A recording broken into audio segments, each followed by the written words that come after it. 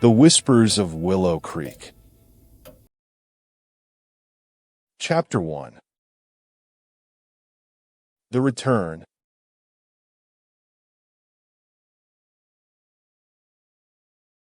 As I stepped onto the weathered porch, the creaking of the wooden boards beneath my feet echoed in harmony with the whispering wind through the dead leaves of Willow Creek's autumn trees. It had been 6 years since I'd last set foot here, but the place seemed frozen in time. The same old Victorian house where memories of laughter and tears were etched into every dusty corner, now empty save for me.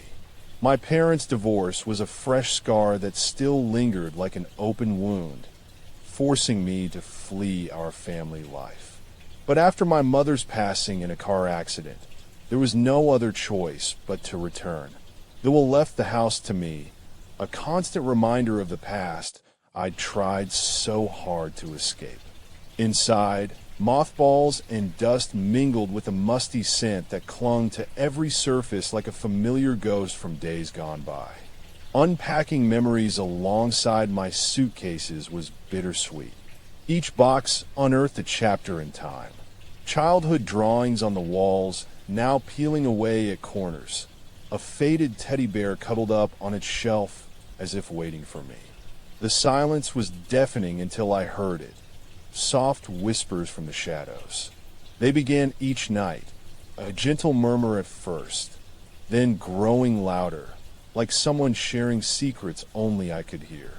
I brushed it off as my imagination's attempt to bridge the gap between past and present. Yet, every morning brought another voice, a name or phrase that poked at the edges of memory.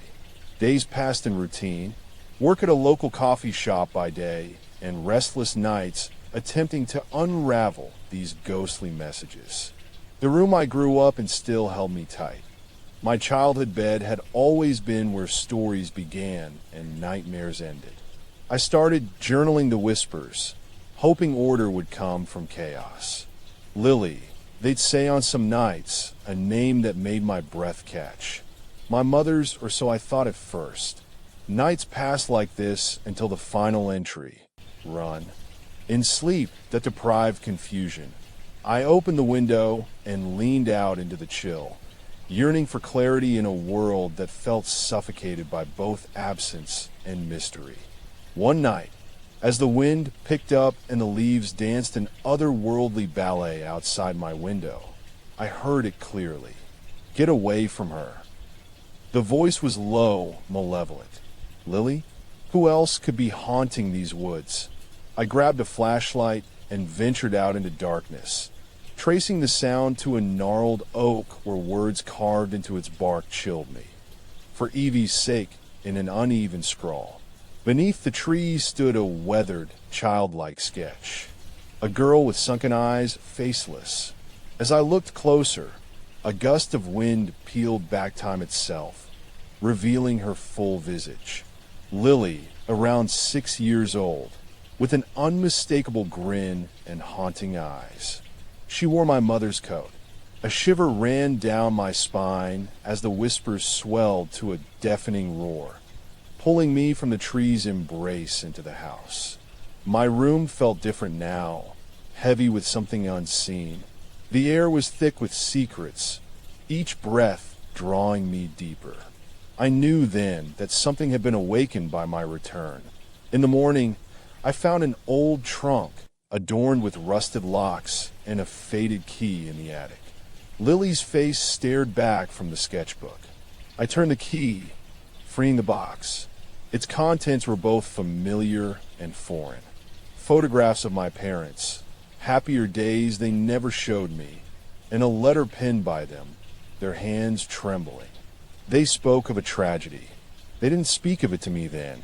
My mother's words cut deepest. The day you were born, Evie died. A girl I'd never known was dead? The trunk also held an old locket bearing my name with Evie's engraved on the back.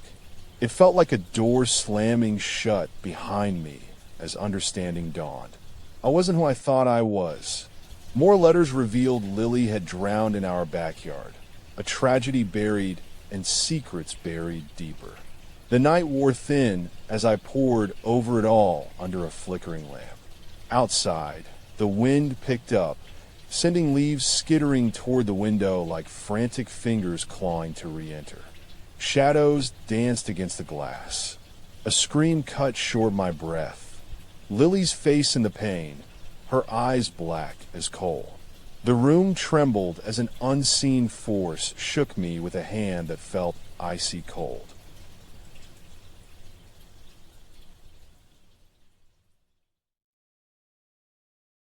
Chapter 2. The Whispers Grow.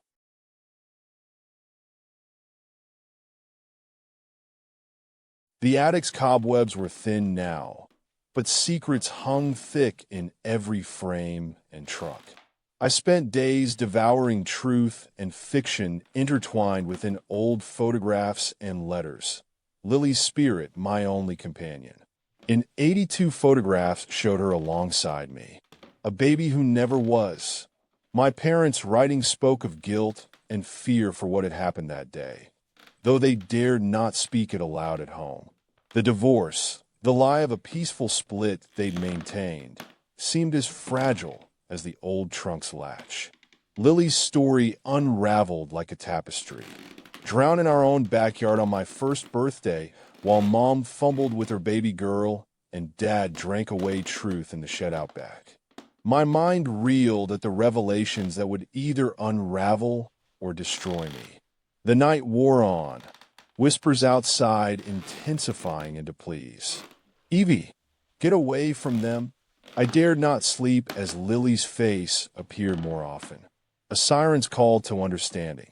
One morning, sunlight showed in thin strips through the blinds like fingers probing for entry. Outside, I found strange symbols carved into the overgrown lawn, ancient runes that seemed to pulse with life. More letters revealed my birth name wasn't Alex, but Evie Elizabeth, named after Lily. A storm rolled in as night fell again. I clutched photographs to my chest and climbed the creaky stairs to the attic. Outside, the window shattered. Shards of glass scattered like confetti on the sidewalk amidst a maelstrom. Shadows skated across walls as they had that fateful day. Lily's eyes, black with an otherworldly light, stared back from the remaining pane. The wind howled as I rose to face her. Did she want me gone? Something cold brushed against my leg, and I fell, landing hard on uncarpeted boards. In the darkness, a hand grabbed mine. A mangled claw pulled me up to reveal a girl in frayed clothes, eyes wide with a silent plea. She whispered my name. A single, solitary tear rolled down Evie Elizabeth's cheek as Lily led me through rooms once filled with laughter and love turned to arguments and dread. Dust danced around us under the attic's bare bulb. I recognized nothing, not even myself in her gaze. The story of their lives had become mine, each step a dance between truth and nightmare. Lily guided me toward my birth date, carved into the wood like an ancient seal, pulsing with a sickly green light that drew me closer to a locked chest adorned with more runes. Inside, a faded letter spoke of desperation and drowning, of parents at odds in a house where love had drowned, along with their daughter. My name echoed through the chest. Lily's last words etched on a paper heart. A scream shook my voiceless throat as I confronted an unbearable truth.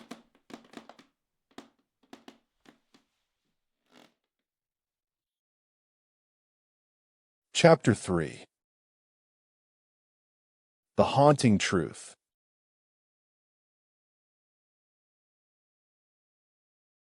In that attic, as night pressed against the single window like a living thing, everything fell into place with each turned page. My parents had hidden their grief, me, and Lily's spirit within these walls, where love drowned them all. In her final words, she asked to be free. I was Evie Elizabeth. The green runes on my palm swelled with life as Lily vanished beneath my fingertips. Flickering light chased us down the stairs in an ethereal dance. At the bottom, the front door swung open, a gust that felt almost human. Outside, an aged couple stood at dusk's edge, faces lined with remorse. They told their child of Lily and our shared fate. My true name was my mother's dying wish not spoken aloud. I stumbled back into Mom, then Dad, who whispered his love for me in the dark night. He took a bottle to his death that day, unable to live a lie. She couldn't let him face Evie. Grief drowned them both as much as their daughter. Evie Elizabeth stood between parents broken and child lost, heart aching under this weight. The secrets we'd locked away in this house had become my own. Lily found peace on the day I was born, a silent witness to parental guilt. In embracing her spirit, I freed us all. Her presence dwindled until only darkness remained. The old house, now quiet for the first time in decades, wept relief into an embrace of what could have been. Then they vanished with the dawn's light, leaving me Evie Elizabeth, a tale both sorrow and strength. As sunbeams crept through the attic window, I shed the name Alex, embracing the child I was born to be. The trunk's latch clicked open once more, releasing a spirit long buried. In the morning, a note remained on my pillow, scrawled by Evie Elizabeth. Find peace. With heavy heart and eyes that would never forget Lily, I rose to face dawn. An inky sky painted across the floor of our haunted home, ready for what dawned outside these walls and within me. The door creaked open for one last time. Secrets spilled into the day with each step as Evie Elizabeth stepped out into light.